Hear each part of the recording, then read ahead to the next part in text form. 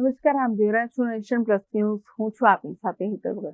સાવલી તાલુકાના પ્રથમપુરા વિસ્તારમાંથી શંકાસ્પદ જ્વલનશીલ પદાર્થ ઝડપાયા હોવાની માહિતી સાંપડી રહી છે. સાવલી તાલુકાના પ્રથમપુરા વિસ્તારમાંથી શંકાસ્પદ જ્વલનશીલ પદાર્થ ઝડપાયા હોવાની માહિતી સાંપડી રહી છે. શંકાસ્પદ જ્વલનશીલ પદાર્થ મળતા સમગ્ર વિસ્તારમાં હડકંપ મચી જવા પામ્યો છે.